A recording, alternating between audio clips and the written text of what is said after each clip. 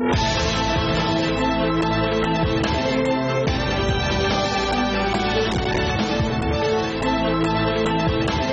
है आप सभी का सीएनबीसी आवाज पर। आप देख रहे हैं आवाज इन्वेस्टर क्लब और आज इस इन्वेस्टर क्लब में जी हाँ हाउसफुल है।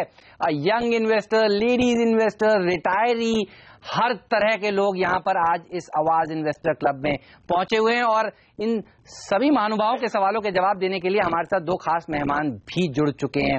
एचडीएफसी सिक्योरिटीज के वीके शर्मा जी और निर्मल बंग इंस्टीट्यूशनल इक्विटीज के सीईओ राहुल अरोड़ा जी, आप सभी का स्वागत है। सबसे पहले एक यंगेस्ट इन्वेस्टर से शुरुआत करना चाहेंगे आज के सवाल की। विक्रम, बताइए क्या करते हैं, बल्कि क्या पढ़ते हैं ये बताइए और क्या जानना चाहते हैं। सर मैं फर्स्ट ईयर बीबीआई स्टूडेंट हूँ। हाँ जी। सो मेरा अभी स्टार्ट हुआ है college, just a week. Very nice. So मेरा क्वेश्चन ये है कि अगर अभी से मैं इन्वेस्टमेंट स्टार्ट करूं तो क्या पेनी स्टॉक्स जो मेरी पॉकेट मनी के बहुत ज्यादा मीन्स बेटर रहेगा ऑप्शन, वो लेना बेटर रहेगा या फिर जो हमारे स्टैंडर्ड स्टॉक्स है वो ज्यादा बेटर रहेंगे? और अब तक मैं मानकर चल रहा हूँ आपने बाजार में कोई भी निवेश नहीं किया है, पहली बार आप निवेश करना चाहते हैं, डीमैट अकाउंट आपने खुलवा लिया है? हाँ, अभी वो भी नेक्स्ट ऑन माई बर्थडे खोलना चाहता हूँ। अरे वेरी नाइस। और क्या एज होगी जस्ट आपकी अगर पूछूं तो? Just 19 complete. Very nice. Rahul बताइए। देखिए पहले तो इनका स्वागत है इस शेयर बाजार में और आवाज इन्वेस्टर क्लब में। मैं ये कहना चाहूंगा आपने सही मंच चुना है और हमारे एक्सपर्ट्स आपको यहाँ पर गाइड करेंगे। राहुल बताइए, पेनी स्टॉक्स सुनकर थोड़ा सा मेरे को चिंता जरूर हुई है, क्या सलाह देंगे इन्हें? एक्चुअली सबसे पहले तो बहुत खुशी हो रही है कि आप बाजार में निवेश करने की सोच रहे हैं। आपकी एज में हम पढ़ाई करते थे तो compliments to you for taking this initiative. देखिए, मेरी राय ये होगी कि आप पेनी स्टॉक से मत एंट्री कीजिए। जहां पे आप हैं, आप पढ़ाई भी कर रहे हैं और आपको जो सिखाया जाएगा कॉलेज में अभी, वो कैश फ्लो सिखाए जाएंगे, अर्निंग्स ग्रोथ सिखाई जाएगी, मैनेजमेंट क्वालिटी समझाई जाएगी। वहां पेनी स्टॉक्स में ये सब क्वालिटीज मिलना बहुत बहुत मुश्किल है। तो मेरी एडवाइस होगी कि आप पेनी स्टॉक्स में ना जाएं क्योंकि वो ज्यादा ट्रेडिंग टिप्स बन जाते हैं। आप क्वालिटी कंपनीज पे फोकस कीजिए जहां पे आपको अर्निंग्स दिखें, कैश फ्लोज दिखें, मैनेजमेंट क्वालिटी अच्छी हो। ये अगले 3-4 साल में आप कॉलेज में बहुत पढ़ेंगे, पर मेरा ये इनिशियल रिस्पॉन्स होगा कि to stay away from penny stocks. बढ़िया लार्ज कैप्स में अगर आप इन्वेस्ट करें और बढ़िया तरीके से इन्वेस्ट करें, वो शायद एक ज्यादा अच्छी रणनीति होगी। हमारे साथ भावेश जी भी हैं। भावेश जी बताइए, आप क्या करते हैं और आप क्या जानना चाहते हैं? सर मेरा सवाल ये है कि FII is dominating the market और DII is weak in the market. तो आप ये जानना चाहते हैं FIIs ज्यादा भारी हैं या DII ज्यादा भारी हैं? DII वीक है। DII ज्यादा वीक है इस समय। शर्मा जी, वैसे इनका सवाल एक तरह से काफी जायज है। हमने देखा था DIIs बाजार में जब खरीदते हैं तो बाजार को सपोर्ट ही कर पाते हैं, लेकिन FIIs ने देखिए इस हफ्ते पैसा लगाया तो बाजार में एक अच्छी रैली देखने को मिली। ये बताइए पलड़ा किसका भारी है? देखिए, पलड़ा इन्वेस्टर का भारी है। ऑलराइट, आप ये बिल्कुल सोचिए कि आप अगर अच्छे स्टॉक्स में इन्वेस्ट करेंगे तो आपको FIs और DFIs को देखने की आवश्यकता ही नहीं है। ऐसा स्टॉक चूज करें जिसके फंडामेंटल्स के अंदर आपको सर्टेनिटी दिखती हो, तो आप निवेश करेंगे तो बहुत अच्छा है। पर आपका आंसर सीधे सवाल का सीधा आंसर देने के लिए, जो हमारे जो डोमेस्टिक इन्वेस्टर्स हैं वो आज की डेट में सिर्फ 2% ही अपना स्टॉक्स में, जो स्टॉक्स और डिवेंचर्स में जो कॉमन सेविंग्स है उसका 2% ही अमाउंट है, जो 1992 में हर्षद मेहता के टाइम में ये प्रतिशत करीब 9% होता था। तो इसमें बढ़ने के लिए बहुत जगह है। अगर ऐसा बढ़ेगा तो अगले 10 साल में जो लीडिंग FIIs ही हैं उनका ये कहना है कि अगले 10 साल के बाद डोमेस्टिक सेविंग्स इतनी सारे स्टॉक मार्केट में आएंगी कि वो FIIs से कीमत बड़ी एक वो बन सकती हैं। तो आप सिर्फ ये देखिए कि कौन सा सेक्टर अच्छा करेगा, उसके पीछे FI या DFI जो भी हो भागेगा और वो प्राइस को ऊपर लेके जाएगा। तो एज ए इन्वेस्टर आपको सिर्फ चयन करना चाहिए अच्छे स्टॉक्स का। बिल्कुल, तो अच्छे बेहतरीन शेयर चुनिए और वो आपको अच्छा मुनाफा भी कमा कर देंगे लंबी अवधि के लिए। एक लेडी इन्वेस्टर भी है हमारे साथ। केतकी जी बताइए, आप क्या करती हैं और क्या जानना चाहती हैं? मैं केतकी, मैं एनिमेटर हूँ एक्चुअली। ऑलराइट। एंड मैं साइड बाय साइड ट्रेडिंग भी करती हूँ online share Khan through. But right now my question is on the behalf of my father. He has 20 lakhs in hand right now. He wants to invest for a long term, for 5 years approximately. Plus he has 1 lakh per month he wants to invest in any kind of SIP or something like that. So he wanted to know which are the best, what would you suggest where he should invest his money. तो 20 लाख रुपए एक साथ invest करना चाहते हैं और 1-1 लाख रुपए हर महीने इन्वेस्ट करना चाहते हैं वो शेयर बाजार में। शर्मा जी बताइए कौन से वो बेहतरीन शेयर हैं जो आप इनको सुझाना चाहेंगे? देखिए, जो आपको पहली बात यह है कि ऐसे वक्त के अंदर आप अपने पिताजी के लिए सोचते हैं, अच्छी बात है। और एक टाइम एट अ टाइम जो इन्वेस्टमेंट की बात है वो भी अच्छी बात है, और उससे अच्छी बात है SIP जो आप करना चाहते हैं। तो मेरे ख्याल से इस वक्त अगर आपको मैं 5-7 स्टॉक सुझाऊं इस वक्त खरीदने के लिए, तो वो जो स्टॉक हैं ये काफी बड़े स्टॉक हैं, और उनके अंदर आप अपना जो निवेश है वो सबसे पहला निवेश आपको बताऊंगा IDFC के अंदर। ये अक्टूबर से बैंक बन जाएगा और इसके अंदर आप निवेश भी कर सकते हैं। इन्फोसिस दूसरा स्टॉक है, ये आपको IT में एक्सपोजर देगा, और अब इनका मानना है कि 8 बिलियन से करीब 20 बिलियन 2020 तक पहुंच सकते हैं, ऐसा उनका खुद का कहना है कंपनी का। लार्सन एंड टुब्रो अपने इकोनॉमी पे सबसे बड़ा प्ले है, अगर आप इसके अंदर निवेश करते हैं तो इकोनॉमी में जो भी रिवाइवल आएगा सबसे बड़ा फायदा बैंकों के साथ साथ इनको भी होगा, तो ये आपके पोर्टफोलियो में होना चाहिए। और आपको लिए और स्टॉक सुझाता हूं रिलायंस, यहाँ पे अगले 2 साल के लिए तो काफी अच्छी विजिबिलिटी है। या आप पाएंगे कि इनके जो नेट प्रॉफिट्स हैं वो 2 साल के अंदर करीब 50% बढ़ सकते हैं, तो वो एक स्टॉक हो गया। और एक स्टॉक और आपको सुझाऊंगा, स्टेट बैंक ऑफ इंडिया। तो स्टेट बैंक ऑफ इंडिया हमारा बैंकिंग का सबसे दिग्गज है, प्राइवेट पब्लिक सबको छोड़ के सबसे बड़ा बैंक है। 1 रुपया अगर बैंकिंग का शेयर है तो 25 पैसे इसका शेयर है। तो इन स्टॉक्स में अगर आप निवेश करेंगे तो आप पाएंगे कि आपका जो पैसा है वो अच्छा रहेगा। अब शेयरों में ये SIP करें। हाँ, अब जो आपकी जो SIP करनी है, मैं ये सलाह दूंगा कि 1 लाख जो SIP करनी है उसमें से 50,000 रुपए आप डालें किसी अच्छे म्यूचुअल फंड के अंदर। तो मैं खुद एक ऐसी कंपनी से संबंधित रखता हूं बैंकिंग सेक्टर से जिसका एक्सपोजर है, तो मैं उनका नाम नहीं ले सकता, लेकिन आप दूसरा जो स्टॉक है वो मैं बाकायदा आपको बता सकता हूं। वो भी आपका निफ्टी ETF है, उसके अंदर 50,000 रुपए आपको प्रति माह डालना चाहिए आपके पिताजी को।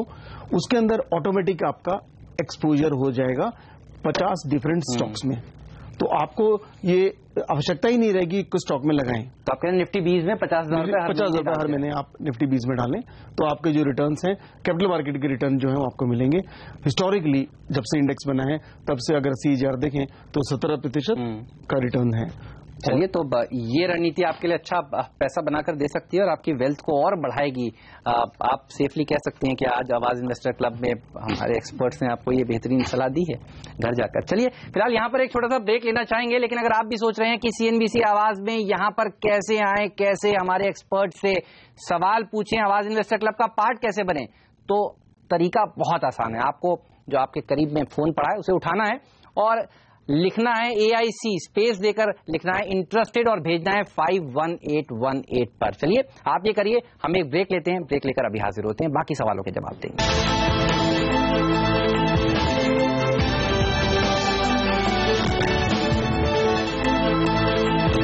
स्वागत है आप सभी का CNBC आवाज पर। आप देख रहे हैं आवाज इन्वेस्टर क्लब और इस क्लब में काफी सारे मेंबर्स हमारे साथ यहां पर पहुंचे हुए हैं जिन्होंने AIC लिखकर रजिस्टर किया अपने आप को इस क्लब में, और आज यहां पर मुंबई के स्टूडियो में अपने सवालों के जवाब पाने के लिए यहां पर मौजूद हैं। और शुरुआत करना चाहेंगे धनंजय जी से। धनंजय जी बताइए क्या सवाल है आपका? अच्छा, सवाल पूछने से पहले मैं CNBC आवाज के बारे में एक बात कहना चाहूंगा। जी सर। जो मुझे बहुत अच्छी लगती है। हाँ जी। आपके जो एंकर्स हैं जैसे हेमंत गही जी हैं, कविता थपलियाल जी हैं, तमन्ना इनामदार जी हैं या बाकी दूसरे भी हैं, और एक्सपर्ट शर्मा जी, सीनियर शर्मा जी या गौरंग शाह जी, छोटे इन्वेस्टर्स का जितने श्रद्धा से, जितने आदर से उनके सवालों का जवाब देते हैं वो मुझे बहुत अच्छा लगता है। बहुत बहुत शुक्रिया। क्योंकि बड़े इन्वेस्टर्स के पास दूसरे एवेन्यूज हैं, वो एक्सपर्ट के पास जा सकता है, लेकिन शायद छोटे इन्वेस्टर्स के पास वो सब अवेलेबल नहीं है। तो मेरा आप सभी को साधुवाद। हौसला अफजाई करने के लिए बहुत बहुत शुक्रिया सर। बताइए। और मेरा पावर सेक्टर के बारे में एक सवाल है कि पावर सेक्टर पे जो हमारी प्रेजेंट NDA गवर्नमेंट है इसका बहुत एम्फेसिस है, बट ना तो इस सेक्टर में मुझे विजिबिलिटी दिखाई पड़ी, ना ही इन सेक्टर के शेयर प्राइसेस में मुझे दिखाई पड़ी। तो मैं शर्मा जी से या राहुल अग्रवाल जी से जानना चाहूंगा, क्या ये एडवाइजेबल है कि गवर्नमेंट की प्रायोरिटी को देखते हुए हम इस सेक्टर में निवेश करें? आप ही की तरह का एक और सवाल पवन जी के पास भी है। पवन जी, आपका सवाल भी कुछ इसी तरह का मिलता जुलता है, बताइए आपका सवाल क्या है? Road project. आप कह रहे हैं कि रोड प्रोजेक्ट्स पर भी सरकार ने काफी कुछ कहा, लेकिन इसके शेयर भी चल नहीं रहे हैं। हाँ, और अगर लॉन्ग टर्म के लिए रोड प्रोजेक्ट्स में इन्वेस्ट करना है तो शेयर्स में इन्वेस्ट करना है तो कौन से टॉप 2 या 3 पिक हो सकती हैं? चलिए, तो पावर पर सर आप बताइए, रोड पर मैं राहुल से पूछूंगा क्या करना चाहिए, कौन से स्टॉक्स हैं जो दरअसल पावर कंपनियों ने पैसा बनाकर दिया नहीं है इन्वेस्टर्स को? जी, और कई रीजन है जिसकी वजह से नहीं बना के दिया है। एसेंशियली तो जो सबसे बड़ी जो दिक्कत हुई वो ये हुई कि जब इन पावर कंपनीज ने बिड किया प्रोजेक्ट्स के लिए, तो प्रोजेक्ट लेने के चक्कर में इतने कम दामों पे बिड कर दिया कि अब उनके लिए प्रॉफिटेबल नहीं है। तो ये विनर्स कर्स है। इन्होंने प्रोजेक्ट तो जीत लिया लेकिन उस वापस अप्लाई नहीं कर सकते हैं, अब उसको भुगत रहे हैं। इसको कैसे किया जा सकता है कि आप अपने जाके पावर ऑफ टैरिफ को चेंज कीजिए। पावर ऑफ टैरिफ को चेंज अभी नहीं करने देंगे बिकॉज दूसरे लोग केस कर देंगे। तो ये सब इन मुद्दों को सुलझाने में समय लगेगा। इसलिए इस पावर सेक्टर के अंदर अगर कॉन्फिडेंटली कहीं पे इन्वेस्ट करना हो तो एक ही सेगमेंट बचता है पावर का, और वो है कि आप ऑल्टरनेट पावर में जाएं। ऑल्टरनेट पावर के अंदर कंपनियां हैं, सुजलॉन जैसी कंपनियां, तो उनके अंदर आप जा सकते हैं। तो वो पावर कंपनी नहीं है लेकिन उस कंपनी के लिए उस सेक्टर के लिए काम करती हैं। और दूसरी लाइन आप चाहें तो आप ट्रांसमिशन जो लाइंस हैं या पावर ग्रिड जो ग्रिड बनाते हैं उन दोनों स्टॉक्स को आप देख सकते हैं। तो ये दोनों ही स्टॉक पावर ग्रिड जैसे या फिर सुजलॉन, पावर ग्रिड, सुजलॉन जैसे स्टॉक्स में आप निवेशित रह सकते हैं। लेकिन राहुल, हम देख रहे हैं पावर कंपनियों की जो दिक्कतें हैं सरकार सुलझाने के लिए कोल इंडिया के ऊपर काफी फोकस है। कोल इंडिया में हमने देखा है एक अच्छी रैली भी देखने को मिली है, लाइफ हाइस पर वो शेयर गया है। आपका क्या व्यू है इस सेक्टर पर, पावर पर? और रोड पर भी बताइए, दर्शक पूछ रहे हैं, रोड पे भी काफी बातें हुई हैं। गडकरी साहब ने कहा है 20 किलोमीटर पर दिन की हम लोग रोड बनाएंगे, सड़क बनाएंगे, लेकिन कंपनियां नहीं चल रही। हेमंत जी, उससे पहले मैं जरा विक्रम जी को एड्रेस करना चाहूंगा। ब्रेक पे जाने से पहले एक सवाल आया था एसआईपी में जो इन्वेस्ट करें। आई थिंक शर्मा जी ने एक बहुत अच्छा जवाब दिया था जो आपके लिए भी बहुत मायने रखता है। जिस तरह से आप इन्वेस्ट करना चाहें, एसआईपीज या म्यूचुअल फंड्स हो, तो अगर आपको इसका रिपीट देखने का मौका मिले तो वो बहुत ही अच्छी एडवाइस थी जो आपके लिए भी लागू हो सकती है। दैट बीइंग सेड, जो अभी धनंजय जी और पवन जी का सवाल है, ये इतना आसान नहीं होता क्योंकि आप दो ऐसे सेक्टरों की बात कर रहे हैं जहां पे लेवरेज इतना ज्यादा हो गया हेमंत जी, कहीं कहीं इंटरेस्ट कॉस्ट एबिडा से ज्यादा होती है। तो यहां पे कंपनियां ज्यादा एक्सपैंड नहीं कर पाएंगी, उन्हें ज्यादा कभी वैल्यूएशन नहीं मिलेगी। और जहां तक लैंड का सवाल है, आप खुद देख रहे हैं कि लैंड बिल अभी पास नहीं हो रहा, और जो पिछले लैंड के प्रोजेक्ट्स हैं वो इसी वजह से नहीं आगे बढ़ रहे क्योंकि वो एग्जिस्टिंग कंपनीज अपने इंटरेस्ट कॉस्ट, अपने डेट को सर्विस नहीं कर पा रहे हैं। क्या इन दोनों सेक्टरों में पोटेंशियल है? जरूर है। कुछ स्टॉक्स हैं जो इंफ्रा रिलेटेड हैं जहां बहुत अच्छा काम हो रहा है, जैसे आप अशोका बिल्डकॉन ले लीजिए, सद्भाव इंजीनियरिंग ले लीजिए, आईआरबी के पास भी काफी सारे प्रोजेक्ट्स हैं। शर्मा जी ने पावर ग्रिड का नाम लिया, टोरेंट पावर एक और कंपनी है जहां पे काफी अच्छा काम हो रहा है। लेकिन ये दो सेक्टर्स ऐसे हैं जहां पे एक ब्लैंकेट ओवरवेट नहीं दिया जा सकता स्टॉक्स में निवेश करने के लिए, क्योंकि जो मैंने पहले सवाल में जवाब दिया था कैश फ्लोज और गवर्नेंस के बारे में, ये इन दो सेक्टर्स में सबसे कम है। और बहुत ही आपको निम्बल फुटेड होना पड़ेगा। ये जो कंपनीज मैंने आपको बताए कुछ हमारे कवरेज में हैं, हम खुद इन कंपनीज के साथ बातचीत करते हैं तो थोड़ी कंफर्ट ज्यादा है, लेकिन मुझे नहीं लगता कि अगले 1-1.5 साल में इस सेक्टर में कुछ होगा जिस तेजी से गवर्नमेंट बात कर रही है। हाँ, अगर आप 5-7 साल का व्यू लेके चले तो हो सकता है, पर मैं यकीन के साथ कह सकता हूं हेमंत जी कि अगर आपने किसी को 5 साल पहले इंटरव्यू किया होगा किसी और को, यही जवाब आपको उन्हीं से भी मिला होगा। तो ये परपेचुअल स्टोरी रहती है, पर कंपनीज बहुत कम होती हैं। मैं आपको 2007 के पास ले जा सकता हूं जब डीएलएफ का आईपीओ आया था। उस वक्त जो एनालिस्ट के प्रोजेक्शंस थे प्रॉफिट के, आज तक डीएलएफ ने उस एक साल में कभी सेल्स नहीं किया है। तो you have to be very very careful about which companies you invest in. I think mister Sharma has given some good names, और जो मैंने कुछ कंपनीज बताई हैं वहां पे हमें थोड़ा ज्यादा कंफर्ट लगता है। ऑलराइट, अशोका बिल्डकॉन, आईआरबी, सद्भाव इंजीनियरिंग, टोरेंट पावर जैसे स्टॉक्स रखिए जहन में, और सुजलॉन और पावर ग्रिड जैसे शेयर रखिए जहन में। ये स्टॉक शायद लॉन्ग टर्म के लिए अच्छा रिटर्न आपको कमाकर दे सकते हैं। आदित्य पांडे जी भी हमारे साथ हैं। पांडे जी बताइए क्या करते हैं आप, क्या जानना चाहते हैं? मैं एक आईटी कंसल्टेंट हूं और इंडिया की ग्रोथ स्टोरी को देखते हुए अगले 15 साल के लिए कुछ स्टॉक्स मेरे जहन में हैं, जैसे टेक महिंद्रा, आईडीएफसी, एलएनटी और साउथ इंडियन बैंक। मैं इसके फ्यूचर के बारे में जानना चाहता हूं कि अगले 12 से 15 साल के लिए इनमें इन्वेस्ट करना उचित रहेगा या मतलब कुछ इसके अल्टरनेटिव्स भी हैं। और आपने ये शेयर खरीद के रखे हैं अभी या खरीदने का मन? कुछ मैंने खरीदे हुए जो मतलब नीचे के लेवल पे खरीदे हुए हैं और कुछ और मैं इन्वेस्ट करना चाहता हूँ। बताइए शर्मा जी। जी पहली बात ये कि आपने जो चयन किया है वो काफी हद तक अच्छा है, खासकर आईडीएफसी और लार्सन एंड टुब्रो, दो स्टॉक तो मैं पहले ही एक अन्य एसआईपी के जरिए इनको एसआईपी और करंटली खरीदने के जरिए बता चुका हूं, तो उनके अंदर मैं नहीं समझता कि आपको दोबारा उन स्टॉक्स के बारे में बताऊं। लेकिन दूसरा जो स्टॉक आपने टेक महिंद्रा चुना है वो एक निश प्लेयर है, टेलीकॉम के अंदर काफी हद तक उसका काफी रेवेन्यूज वहां से आते हैं। इस वक्त वो थोड़े से डाउन ट्रेंड के अंदर है, पिछले क्वार्टरली नतीजे अच्छे नहीं आए और यहाँ पे भी आगे का इस क्वार्टर के लिए भी कोई अच्छे हिसाब किताब जो आने वाला क्वार्टर है उसके लिए भी अच्छा हिसाब किताब नहीं बैठता। ऐसे वक्त के अंदर अगर ये 15 पी पे स्टॉक कोट करता है तो 15 के ऊपर तो आपको इन्फोसिस भी मिलता है और वहां पे जो रिबाउंड टेक महिंद्रा में आपको रिटर्न्स अच्छे मिल सकते हैं प्रॉब्ली अच्छा हो जाए तो, लेकिन जो कॉन्फिडेंस है वो कॉन्फिडेंटली अपन इन्फोसिस में जितना दिखा सकते हैं उतना टेक महिंद्रा में के अंदर दिखाना इस वक्त मुश्किल है, तो वो उसको आप सब्स्टिट्यूट कर सकते हैं। South Indian bank currently NPS इसके बढ़ गए हैं और प्रॉफिट्स के अंदर भी कमी आई है, तो ऐसे वक्त के अंदर ये बहुत जरूरी है कि जो आप चुने तो उसके अंदर एनपीएस की कहानी थोड़ी अच्छी होनी चाहिए और अगर कुछ हो तो स्केल बड़ा होना चाहिए। तो उस दृष्टि से अगर पब्लिक सेक्टर बैंक में जाना चाहते हैं तो स्टेट बैंक ऑफ इंडिया, जहां पे आपको करीब आप सबसे कम स्ट्रेस्ड एसेट्स है, अगर एमपीएस को और स्ट्रेस्ड एसेट्स को मिला के सब कुछ गिने तो करीब 8.5% के एसेट्स मिलते हैं, वो पीएसयूज में सबसे कम है। हाईएस्ट कासा उनका है 43% और कैपिटल एडुकेसी औरों के मुकाबले काफी एडुकेट कैपिटल भी है और जो भी रेज करेंगे वो क्यूआईपी के थ्रू करेंगे, तो उस दृष्टि से ये बेहतरीन बैंक हो सकता है। ऐसा ही साउथ इंडियन बैंक की जगह वो, अगर आप प्राइवेट सेक्टर बैंक में जाना चाहते हैं तो एक्सिस बैंक या फिर आईडीएफसी, दोनों में से एक आप चुन सकते हैं। सर एक्सिस बैंक भी थोड़ा सा पोर्टफोलियो में है, मतलब इन्वेस्ट किया हुआ एक्सिस बैंक में भी, अगर आपका ऑलरेडी पोर्टफोलियो में है तो चाहे तो उसको बढ़ा सकते हैं, अन्यथा आईडीएफसी को उसमें इंक्लूड कर सकते हैं जो मैं पहले जिक्र कर चुका हूं। चलिए, तो ये तमाम शेयर हैं जो आप जो लंबी अवधि के लिए आपके लिए मुनाफे का सौदा साबित हो सकते हैं, इनको आप खरीद सकते हैं। वक्त है फिलहाल यहाँ पर एक छोटा सा ब्रेक लेने का, लेकिन ब्रेक में जाते जाते फिर से आपसे यही कहना चाहूंगा, अगर आप भी यहाँ पर आना चाहते हैं तो आप अपना फोन उठाइए, AIC लिखकर स्पेस दीजिए, लिखिए इंटरेस्टेड और भेज दीजिए 51818 पर। एक ब्रेक लेते हैं और हाजिर होते हैं दोबारा से।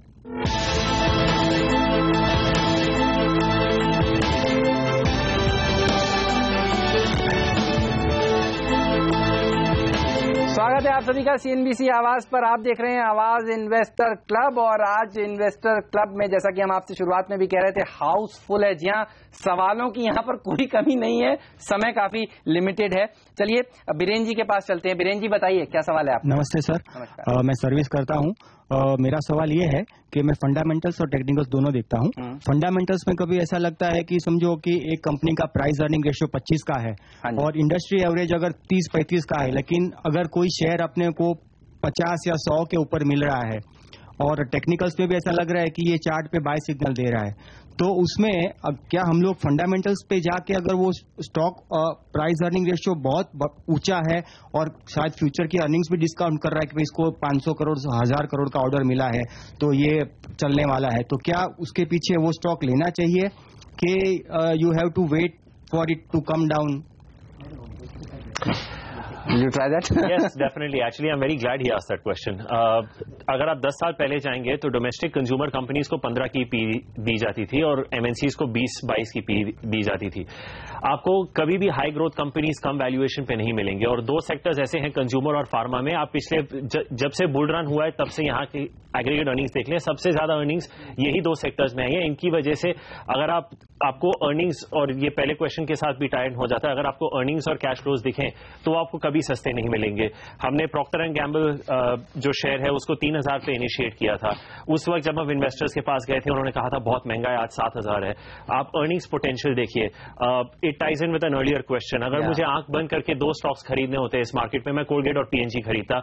मैं उनके वैल्यूएशंस देखता ही नहीं, क्योंकि अगले 15 साल तक ये कंपनीज मुझे हर साल 15% ग्रो करके दिखाएंगी रिगार्डलेस ऑफ द मार्केट, तो मैं उनमें जरूर पैसा डालूंगा, मुझे उनमें वैल्यूएशंस देखने की जरूरत ही नहीं है।